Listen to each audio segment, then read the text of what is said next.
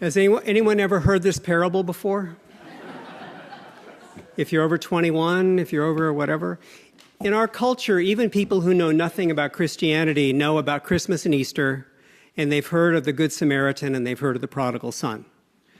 It is that widespread culturally. So I thought, because it is well known to us, that I would lead us on a little bit of a deep dive into the parable to rediscover what we probably already know and maybe to discover some things that we might not. So the story starts off, a man had two sons, kind of like three guys walk into a bar, but a little different. And immediately in the story, the younger son grabs our attention and the money at the same time. And we read, if you go a little bit, then, he wanders off, does some nasty things, comes to himself, comes home. His father pours out unconditional love on him with a kiss, a robe, a ring, a calf, a party, the whole thing. It is a perfect story of someone wandering off, coming back, and being forgiven. It is justifiably famous. There's even a saying, a hadith of Muhammad. Yes, that Muhammad. That's not me. It's all right. Time out. Halftime. Okay. It's a perfect story. That was just to mark that it's a perfect story. So, hadith of Muhammad, that says, God tells us, whenever you walk towards me, I run to you. Just like the story today. A wonderful book, The Cloud of Unknowing, a 14th century book, says that when God sees us, God doesn't see what we've been. God doesn't see what we are. God sees what we wish to be. And the parable is even better because it implies that God sees what God wishes to see in us, not even what we wish. We could stop with that summary of the parable and be spiritually satisfied for the rest of our lives. So rich is that part of the story. But cynical scholars tell us that we might want to look again more closely at the dialogue. Is it really the prodigal son's conscience that brings him home? You will note that he wastes all of his money. Then he hires himself out to citizens of the land, which means that he's an immigrant there, an unfamiliar person there. He hires himself out as an Uber driver first. That doesn't work out. Then he feeds pigs, which, if you're Jewish, is not the job you want. So it may be that he didn't come to himself in the sense of realizing and having remorse for his actions, but it may be that he comes to himself because he bottomed out. He hit rock bottom. And so if we look closely, we might see in his dialogue, the dialogue in this parable tells us a lot. He prepares a speech. He remembers that the hired hands of his father eat well. So his speech says, I have sinned against heaven and before you. I am not worthy to be called your son. Treat me as one of your hired hands. In other words, well fed. When his father hugs him, embraces him, he hasn't gotten the speech out yet. He then speaks and says, I have sinned against heaven and before you. I am not worthy to be called your son. He doesn't say anything anymore about being a hired hand. Could it be that he's just kind of still a cynical, manipulative guy? In any event, his father gives this beautiful speech. You were my son, you were dead, and now you're alive. You were lost, and now you're found. It is a beautiful, beautiful parable, even if you want to look at the cynical side with some of those scholars. But 3 guys walked into a bar, not 2. A man had 2 sons. Now, there's 2 previous parables in this chapter of Luke. Parable of the lost sheep, parable of the lost coin. In both of those parables, when the lost sheep gets found, the lost coin gets found, there is rejoicing. Come rejoice with me. There's rejoicing in heaven that I have found what was lost. Well, in this parable, the rejoicing is not at the end. It's at halftime. We're only halfway through. The first half of the parable tells us a lot about our relationship with God, the relationship we experience through confession and forgiveness. The second half of the parable tells us a lot about reconciliation between people, more like passing the peace with each other. Years and years ago on a Christmas Eve, probably 15 years ago on a Christmas Eve, Eucharist, midnight service, church was fairly full. You're passing the peace, and as the priest, you're looking out at the sea of faces, some familiar, some semi-familiar, some completely unfamiliar. So I'm going out there, peace, peace, peace, peace, peace, and this young woman says to me, "Peace, coach." There's one person on the planet who calls me coach, and this was his daughter, his adult daughter, and immediately it was like scales falling from my eyes. What was a stranger a second before was Meredith. It wasn't a stranger. I hadn't seen her for 10 years, but I recognized her then because she said, "Coach." And that's what the peace is supposed to be. It's supposed to take strangers or relative strangers and show us how we are related to them and they to us and all of us to God. That's what the peace is supposed to be. But in the parable, the elder brother reverses the peace and says, no, no, no. This is your son. It's not my brother. He never claims him as his brother. It's another family, another family. And so scholars say that the second half of the parable is just as important as the first. And you will note that the context of the story is that the Pharisees are complaining about Jesus being too forgiving and too welcoming. And so now, in this story, the Father is that way. In the first half of the parable, we hear what was probably good enough for us, an amazing story of amazing grace. And the church has always turned our focus to the first half. The second half is on being judgmental. And maybe the church has turned our focus away from that because Christians have always been among the most judgmental people in the world. And we don't want to look at that, although now everybody else is caught up. It's the times we're living in. Now, these stories of rivalries between siblings go all the way back to the book of Genesis. You may recall that there's always a sense of favorites among brothers and sisters. And we kind of write that off as maybe not that big a deal. But I have a very old friend whose mother always made it clear to him that her favorite was his younger brother.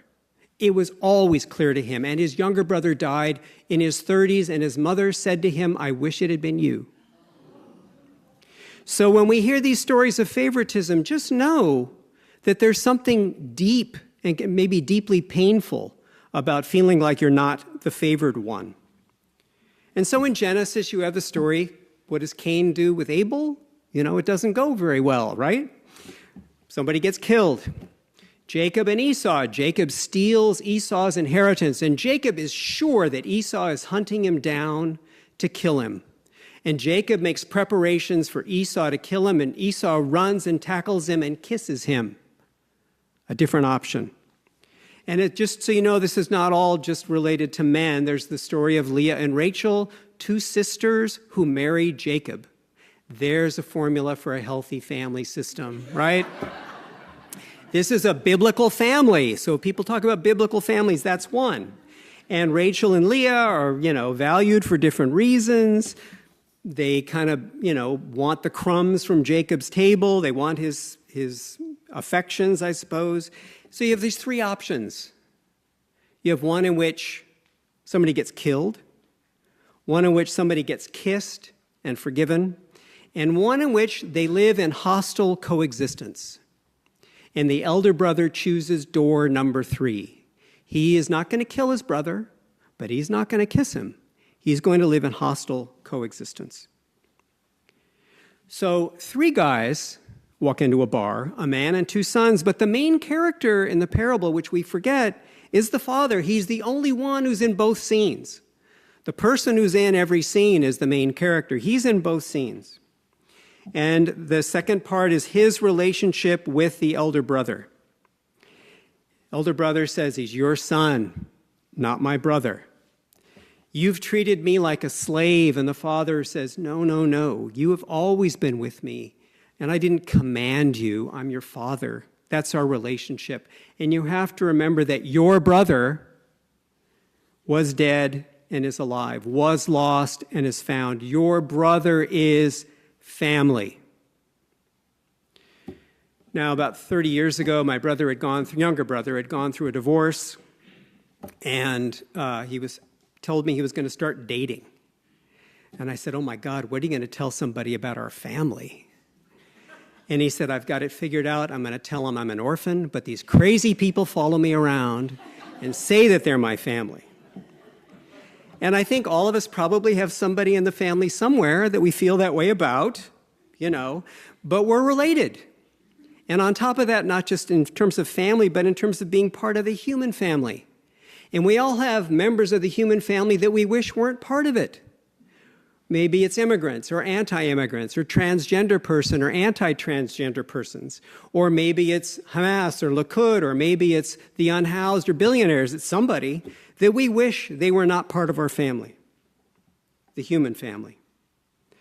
My older brother has always done international NGO work, and so if you want to know how many people are going to die because of ending U.S. aid, he could probably tell you. But he was at a conference in Jordan shortly after the pandemic, about 3 years ago. And if you don't know much about the nation of Jordan, it has over the years absorbed millions and thousands of refugees. Palestinians in the 20th century and in the 21st century, Iraqis, first fleeing from the American attack and then later fleeing from ISIS, and then after that, people fleeing from Syria during the Civil War. And at this conference he attended, there was a mayor of a small town, a town of 20,000 people, a town of 20,000 that had absorbed 20,000 refugees. So things were a little tense. And this mayor is speaking about how they have to figure out how everybody gets fed and how does everybody work? How does everyone get a job? How does everyone get an education? How are there sports for young people so that they have something to do? How do women get protected? How can women be safe? And he said, what else can we do? The mayor says, what else can we do? Aren't they human beings? To the elder brother, his brother's not a human being. And the father says, isn't he human? Isn't he part of our family? Isn't he part of the human family?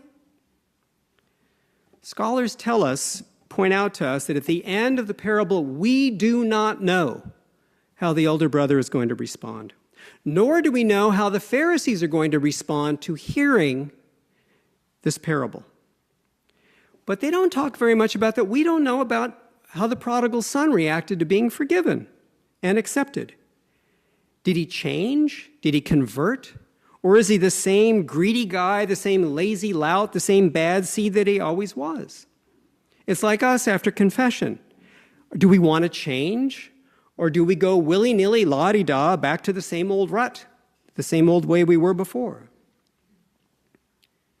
Now, there's one aspect of this parable that I've never seen written about, but I haven't read everything, but is significant. The friction in the story comes about because of money. Go reread the parable later and see how many times it uses the word property. And when the father speaks to the elder brother at the end of the parable, he says, all that I have is yours. In other words, your younger brother isn't going to get any more of it. So it's about property. It's about money. And in the history of Christianity, not much is said that's good about money. If you go back to the 4th century, Evagrius, who was a great spiritual writer, said that anybody who loves money cannot know God. In the 12th century, Francis of Assisi hated money. He believed it distorted all human relationships. If any of his brothers, if he thought they had a hint of materialism about them, he would have them pick up a little bit of money and put it in a pile of dung to train them not to want money. In the 19th century in the United States, Christian reformers looked at the Gilded Age when there was huge discrepancies between the wealthy and the poor, sounds familiar, and they described the system as economic atheism. Economic atheism. The Gospel of Luke does not do well by people with money. Earlier in the Gospel of Luke, there's the parable of the rich fool. He plans on building, and the next thing you know, he's dead. Story of the rich man and Lazarus. Lazarus goes to hell. Those are not good outcomes. I don't know if anyone's told you that. But those are not good outcomes. And so the only reason that the prodigal son is saved is that he runs out of money. Had he not, he might still be in danger. And what family is there that does not have someone in the family who doesn't handle money well or wants it a little bit too much? A parent, a sibling, a child, somebody, somewhere. And in the human family, How many of our conflicts are because of resources or territory or property or profits?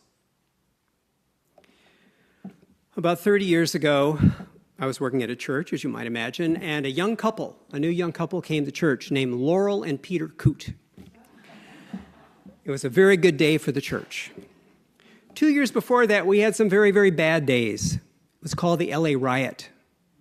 The LA Riot began at the corner of Florence and Normandy, exactly 3 miles east of the church, down Florence. 3 miles, not a great distance. And it was a corner of Florence and Normandy I drove past about once a week for one reason or another.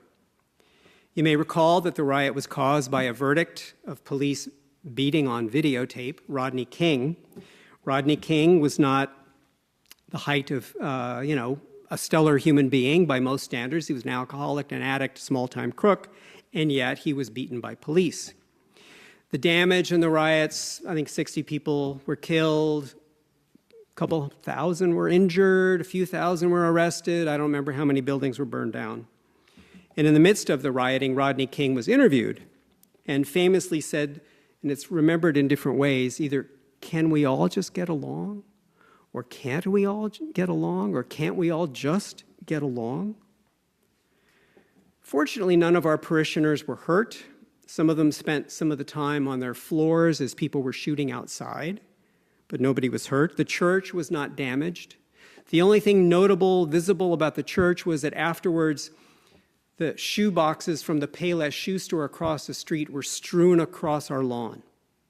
All these empty shoe boxes from people who had taken shoes. So some of what happened was a response to police brutality, a history of police brutality. Some of it was about racism, a history and present racism. Some of it was about the haves and the have-nots. It was about property and money. And should make us think about how often human actions and the life of the human family is distorted by money. So we have this story. 3 guys walk into a parable. And the main character in the story is the father. Just like the main character in the history of the world is actually God. God is the only one who has a relationship with everyone who lives and everyone who has ever lived. But the story is unfinished without our response to God. And so we hear God speak as if we hear God again in the parable through the Father. As the Father said to the prodigal son, so we hear God's voice, God's confident voice, God's assured voice, saying to us, whether your confession is wholehearted or half-assed, I run to you. I run to you to kiss you. I run to you to rejoice in you. I run to you to give you everything that I have. It is yours. Once and again and again and again and always. And then, by virtue of the parable, we hear God's voice speaking a second time. But this time, the voice sounds different because it's like the father pleading with his elder son, or like Rodney King's voice shaking. And this time, God is saying to us, can't you see that you're all human beings?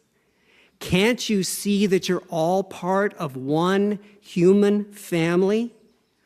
Won't you, can't you all at least, at the very, very least, get along?